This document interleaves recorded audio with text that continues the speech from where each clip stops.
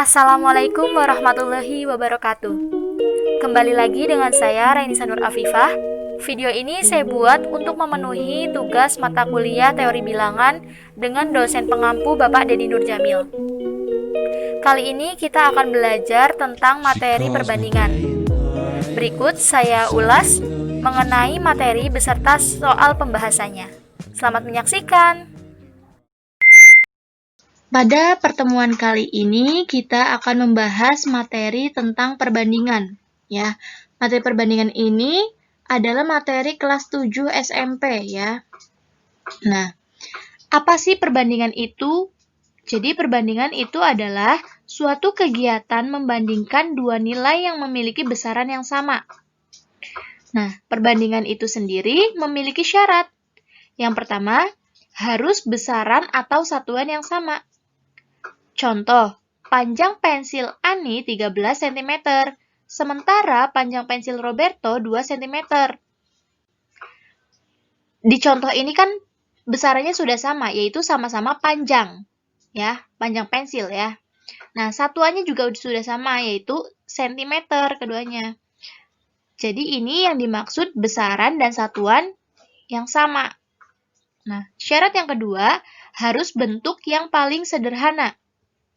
Contoh, kakak mempunyai uang 150.000, sementara adik mempunyai uang 50.000. Berapa perbandingan uang mereka? Jadi kita bandingkan kedua uang tersebut, 150.000 dibanding 50.000. Kita sederhanakan keduanya dengan dibagi angka yang sama ya. Coba kita bagi dengan 50.000. 150.000 dibagi 50.000 adalah 3, dan 50.000 dibagi 50.000 adalah 1. Nah, 3:1 ini sudah tidak bisa disederhanakan lagi. Sudah tidak bisa dibagi lagi, sehingga 3:1 adalah bentuk paling sederhana. Ya, ini yang dimaksud perbandingan itu harus bentuk yang paling sederhana, gitu. Yang selanjutnya adalah skala. Apa sih skala itu? Jadi, skala merupakan perbandingan antara jarak pada peta dengan jarak yang sebenarnya. Contoh skala, 1 dibanding 500.000 itu artinya 1 cm pada peta mewakili jarak 500.000 cm atau 5 km pada keadaan yang sebenarnya. Adapun rumus skala itu yaitu ukuran pada peta dibagi ukuran yang sebenarnya.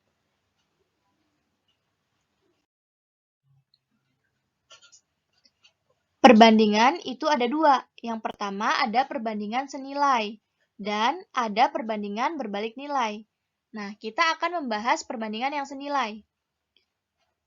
Perbandingan senilai itu jika semakin besar nilai suatu variabel, misalnya X, maka nilai variabel yang lain juga semakin besar.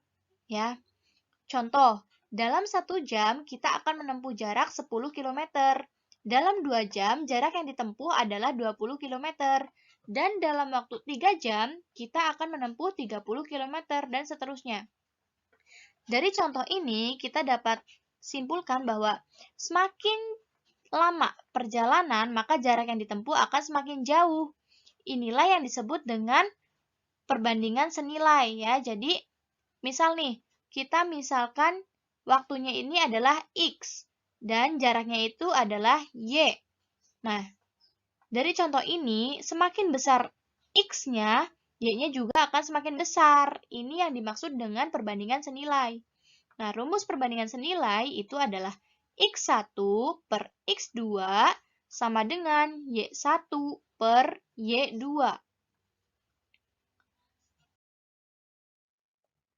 Nah, sedangkan perbandingan berbalik nilai itu, semakin besar suatu nilai, misalnya X, maka nilai yang lain semakin kecil.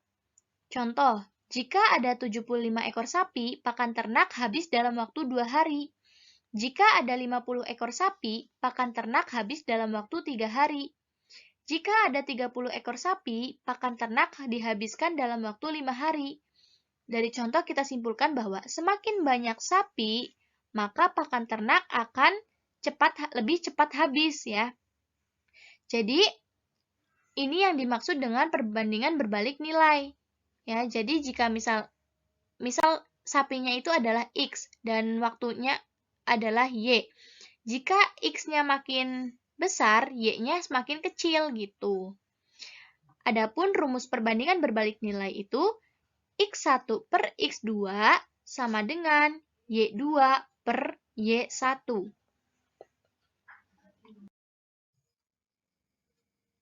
Selanjutnya, kita akan mengerjakan soal latihan.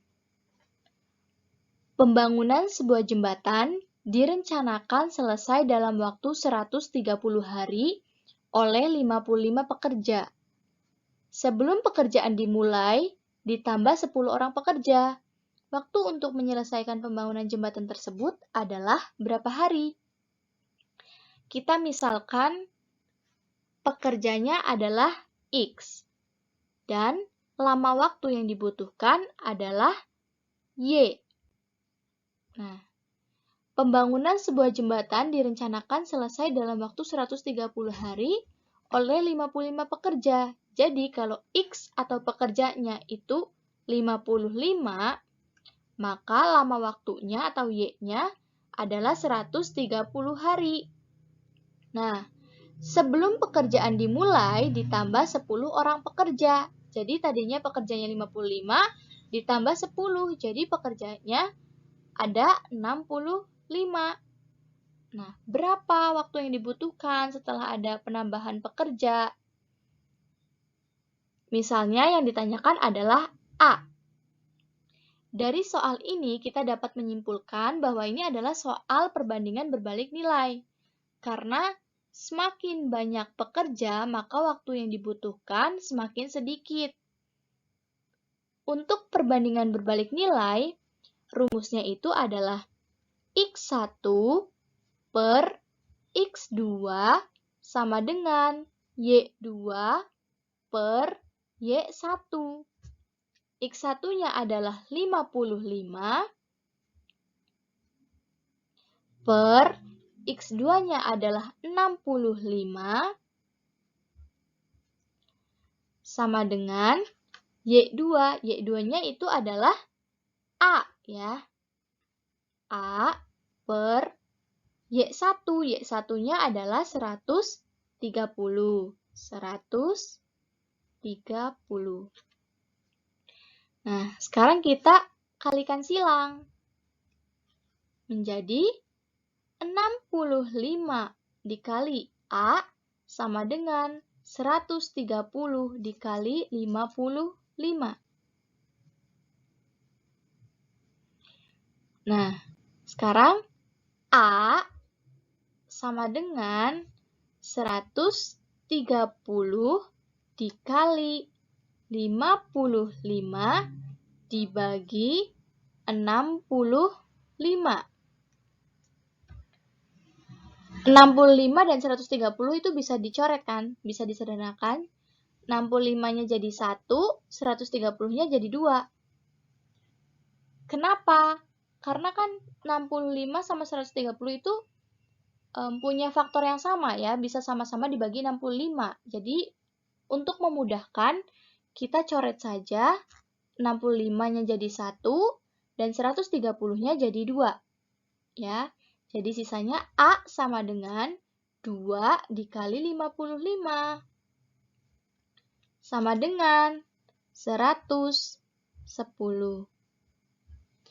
Jadi waktu yang dibutuhkan setelah penambahan pekerja adalah 110 hari.